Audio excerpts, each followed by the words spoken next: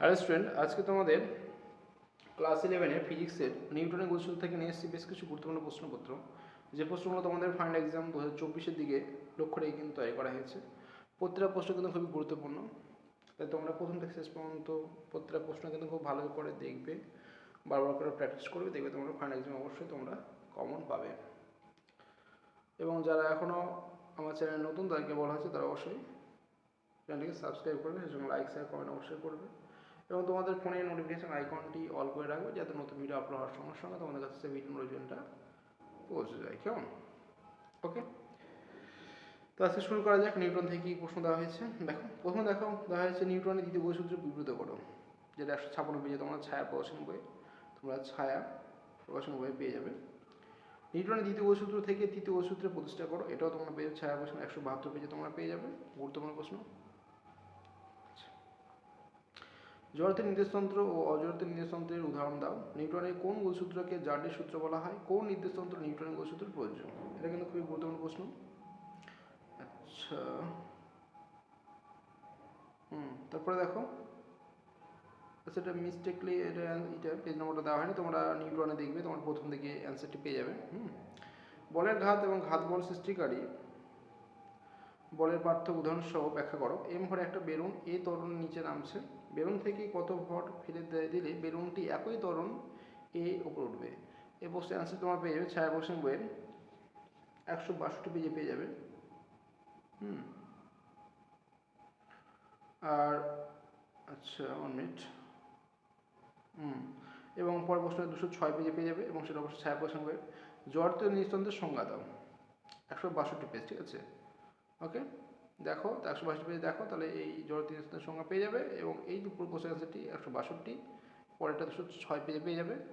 আর এটাও তোমরা যেটা পেজ নম্বরটা মিস্টেকলে দেওয়া হয়নি, এটা অবশ্যই তোমরা দেখবে যেখানে জড়ত্বীয় অর্থাৎ 162 পেজের কাছাকাছি দেখবা এই প্রশ্নের অ্যান্সারটি তোমরা পেয়ে যাবে। কেমন?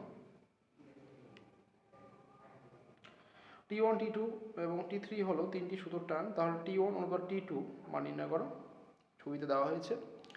এই প্রশ্নের অ্যান্সারটি তোমার ছায়া প্রশ্ন 206 পেজ এবং কোশ্চেন নম্বর 11-এ তোমরা এই প্রশ্নের অ্যান্সারটি পেয়ে যাবে।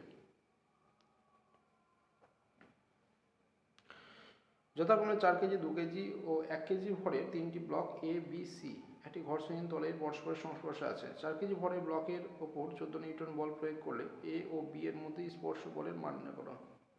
এই প্রশ্নের অ্যান্সারটি তোমার পেয়ে যাবে ছায়া প্রশ্ন 207 নম্বর পেজ। যদি দেখো তাহলে পুরো প্রশ্নের অ্যান্সারটি তোমরা পেয়ে যাবে। আচ্ছা, দেখতে পাচ্ছ প্রত্যেক প্রশ্ন কিন্তু খুবই গুরুত্বপূর্ণ। ঠিক আছে, আচ্ছা আমার পরের পেজ চলে যাব। দেখো, 1 কেজি ভরের একটা বস্তু সুতো দিয়ে ঝোলানো আছে, এবার এই ব্যবস্থাটিকে 4.9 মিটার পার সেকেন্ড স্কয়ার ত্বরণের উপরে তোলা হচ্ছে। 2 নম্বর হচ্ছে 4.9 মিটার পার সেকেন্ড স্কয়ার ত্বরণের নিচে নামানো হচ্ছে। সুতোটির টানের অনুপাত নির্ণয় করো। তাহলে এই প্রশ্নের অ্যান্সারটি তোমার ছায়া প্রশ্ন 205 পেজের কোশ্চেন নম্বর 6 যদি দেখো, এই পুরো প্রশ্নের অ্যান্সারটি তোমরা সহজে পেয়ে যাবে। তো হচ্ছে আই মানে ঘাত স্থির অবস্থায় থাকা একটা এম ভরের বস্তুর উপর ক্রিয়া করো, বস্তুটির বেগ কত হবে?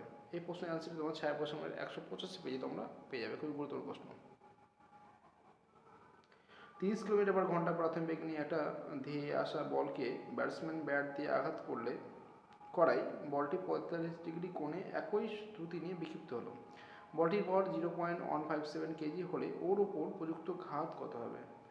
এই পুরো কোশ্চেন অ্যান্সারটি তোমার ছায়া প্রশ্ন 205 পেজের কোশ্চেন নম্বর 4 যদি দেখো তাহলে পুরো কোশ্চেন অ্যান্সারটি তোমরা কিন্তু পেয়ে যাবে। তাহলে আমরা এই ভিডিওতে দেখলাম বেশ কিছু কিন্তু গুরুত্বপূর্ণ প্রশ্ন আমরা আলোচনা করলাম। তোমরা কিন্তু বারবার প্রশ্নগুলোকে প্র্যাকটিস করে তোমরা এক্সাম হলে যাবে, দেখবে তোমরা অবশ্যই তোমরা কম পাবে। তাহলে তোমাদের মনে যদি পড়তে হবে, তবে হ্যাঁ এখানে যে সময় নিউমেরিক্যালগুলো দেওয়া হয় তার সঙ্গে তোমরা অবশ্যই উদাহরণগুলো দেখবে। যদি তোমরা কোনো প্রশ্ন বুঝতে না পারো বা কোনো প্রশ্নের সলিউশন যদি না বুঝতে পারো তাহলে অবশ্যই আমার কমেন্ট সেকশনে জানাবে, সেই প্রশ্নের অ্যান্সার সলভ করে কিন্তু অবশ্যই ইউটিউবে আপলোড করে দেওয়া হবে। তা ঠিক আছে, ভালো করে পড়াশোনা করো। আজকে এই পর্যন্ত। কেমন?